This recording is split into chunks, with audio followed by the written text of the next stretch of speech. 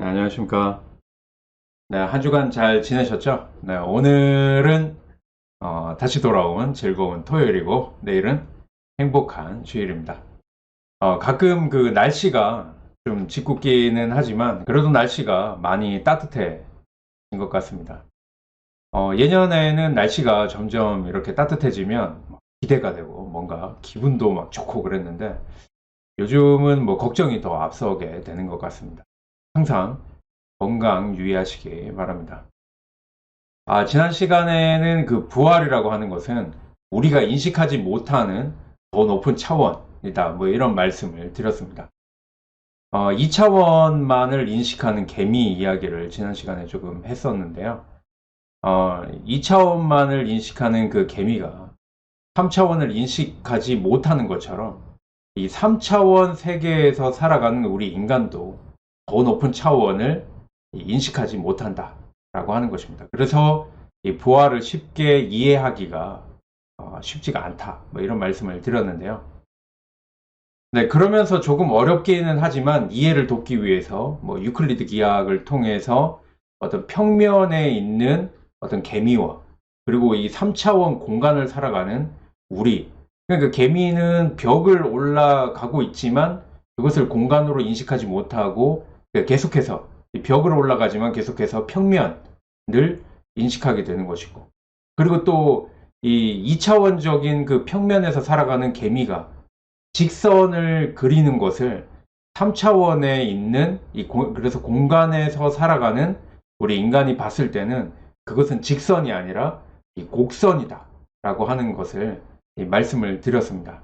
그러면서 이제 지구가 평면이라고 생각했을 때와 그리고 지구가 둥근 원이라고 생각을 했을 때 그것이 어떤 차이가 있는가 하는 것들을 쉽게 설명해 드리기 위해서 지난 시간에 이제 말씀을 드렸는데요. 거기까지 우리가 이해를 하셨다면 그 다음 단계로는 우리가 생각해 봐야 할 부분이 있다라고 하는 것입니다. 그것은 예수님의 죽으심과 다시 사심을 말하는데 예수님의 그 죽으심이 우리를 위한 죽음, 또 우리의 죄를 위한 죽음이었다라고 하는 것입니다. 사람이 태어나서 한 번 죽는 것은 당연한 일입니다. 그런데 그 죽음이 자연의 순리에 따라 죽은 것이 아니라 우리를 위한 죽음이었다라고 한다면 그 죽음에는 의미가 있다라고 말씀을 드리는 것입니다. 바로 이 예수님의 죽음에 대한 의미가 납득되지 않으면 우리는 그 죽음에 대해서 수긍할 수가 없다라고 하는 것입니다.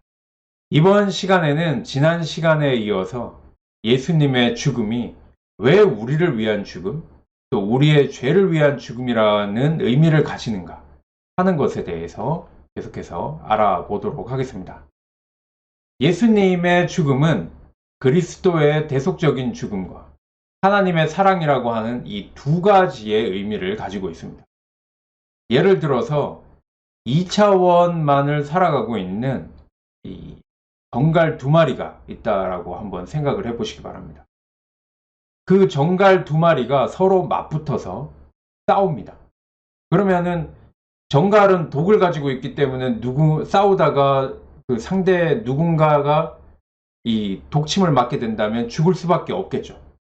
이러한 결과를 얼마든지 생각할 수 있는 이 3차원을 살아가고 있는 어떤 인간이, 어떤 사람이 그 정갈 두 마리가 싸우는 그 모습이 아주 가엾어서 그 싸우는 모습을 보다 못해서 그것을 뜯어 말리다가 니네 그러다가 죽어, 누구 하나 죽어 이렇게 하면서 뜯어 말리다가 사람이 독침에 찔렸습니다. 그래서 독침에 찔려서 죽었다 라고 하는 상황이 있다라고 가정을 한번 해보시기 바랍니다. 이렇게 사람은 죽었지만 이 상황을 이 두 정갈이 인식을 하거나 이해를 할 수가 있을까요? 이 두 정갈이 살아가는 그 공간이라고 하는 것은 이 2차원적인 평면의 공간입니다. 그 2차원적인 평면의 공간에서 살아가는 이 정갈이 3차원에 있는 어떤 사람이 자신의 싸움을 이렇게 뜯어 말리다가 독침에 찔려서 죽었다 3차원에 있는 어떤 존재가 죽었다라고 한다면 2차원에 있는 두 정갈은 그것을 인식하지 못한다라고 하는 것입니다. 그렇지만 그 사람은 이 두 마리의 정갈이 싸우다가 한 정갈이 죽을 것 같은 그러한 결과를 대신해서 사람이 죽었다라고 하는 것이죠. 그렇다면 그 사람의 죽음 속에는 이 정갈에 대한 사랑이 숨겨져 있다, 이렇게 말할 수 있는 것입니다. 그리스도의 대속적인 죽음 속에 숨겨져 있는 하나님의 사랑이라고 하는 것이 바로 이것입니다. 자, 여기까지 충분히 이해가 되셨죠? 자, 그렇다고 한다면 또 그 다음 단계로 넘어가서 이번에는 이 죽음의 의미보다 더 어려운 문제가 있습니다. 그것은 바로 죽은 자가 다시 살아났다라고 하는 것입니다. 죽은 자가 다시 살아났다라고 하는 것은 신앙 고백인데, 이것이 우리가 이해하기가 이 죽음의 어떤 의미보다도 더 이해하기가 어려운 문제라고 하는 것입니다. 우리의 삶의 현실 속에는 죽었다가 다시 살아났다라고 하는 것은 있을 수 없는 일이라고 하는 것이죠. 죽었으면 완전히 죽든가, 죽었다가 다시 깨어나서 살았으면 죽지 않은 것이든가, 이렇게 둘 중에 하나라고 하는 것이죠. 죽음은 죽음이고 삶은 삶입니다. 그렇다면 신앙이 말하는 이 다시 살았다라고 하는 것은 무슨 말일까요? 다시 살았다는 말은 죽지 않았다는 뜻일까요? 아니면은 죽어도 가짜로 죽었다, 이런 뜻일까요? 그래서 마태복음 28장 12절로부터 15절의 말씀을 보면은 제자들이 예수님의 시체를 훔쳐간 것이라는 소문을 만들어냈다, 이런 말씀까지 하고 있는 것을 보게 됩니다. 그런데 만일 다시 살아났다는 말이 죽지 않았다든가 아니면 가짜로 죽은 것이라고 한다면 언젠가는 끝내 다시 죽을 수밖에 없는 것 아니겠습니까? 바로 여기에 기독교는 예수님의 죽음을 철저히 긍정하고 들어가고 있습니다. 예수님은 정말 죽었다, 이렇게 말씀을 한다는 것입니다. 그래서 신앙 고백 속에도 보면은 꼭 무덤에 묻히셨다는 고백을 이 신앙 고백에 하고 있는 것을 보게 됩니다. 죽었다고 하는 것을 철저히 인정하는 그러한 고백이라고 하는 것이죠. 이렇게 죽음을 긍정한다는 면에서 죽은 자의 부활이거나 죽은 자 가운데서 다시 살아났다는 이 신앙 고백의 원형이 생겨나게 된 것입니다. 일단은 죽었다는 것을 철저히 긍정하는 그러한 뜻이 여기에 들어 있습니다. 예수님의 죽음을 인정하는 바로 여기에는 새로운 반론이 제기가 됩니다. 어떻게 죽은 자가 다시 살아날 수 있는가 하는 문제입니다.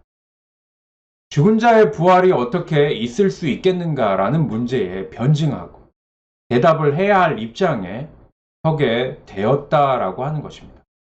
그러나 기독교는 여기에서만은 신앙을 철저히 고수하고 있습니다. 하나님 나라의 비밀, 생명의 다른 차원에 대한 문제이기 때문에 신앙을 내세우지 않을 수 없게 되는 것입니다.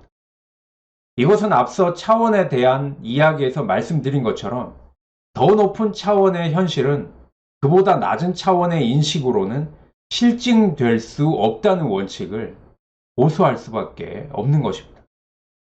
다만 더 높은 차원의 현실은 그것이 우리 속에서 나타나고 보여질 때만이 깨달을 수 있고 만나질 수 있다는 신앙의 인식을 내세울 수밖에 없게 되는 것입니다.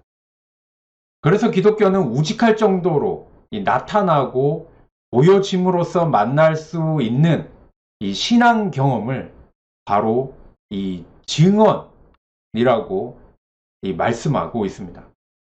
그래서 이것을 이 고린도전서 15장 5절에서 8절의 말씀에 보면은 게바에게 보이시고 후에 12제자에게와 그 후에 500여 형제에게 일시에 보이셨나니 그 중에 지금까지 대다수는 살아있고 어떤 사람은 잠들었으며 그 후에 야고보에게 보이셨으며 그 후에 모든 사도에게와 맨 나중에 만삭되지 못하여 난 자와 같은 내게도, 이 사도 바울이죠, 내게도 보이셨느니라 라고 말씀하고 있습니다. 사도 바울은 나와 함께 이 모든 사람들이 나타나고 보여주심을 경험한 사람들이고, 그래서 그분의 다시 사셨음을 증언할 수 있는 증인들이라 이렇게 말씀을 하고 있는 것입니다. 결국 증인들의 증언을 통해서 전해진 그 소식은 믿음으로 밖에는 긍정할 수 없다라고 하는 주장입니다. 그렇다면 여기에서 한 가지 더 질문이 덧붙여질 수 있습니다. 왜 그들에게는 나타나시고 지금 나에게는 보여주실 수 없다는 것인가 하는 이 질문입니다. 우리가 부활신앙을 가지는 데 있어서 가장 중요한 질문이 바로 이 질문일 것입니다.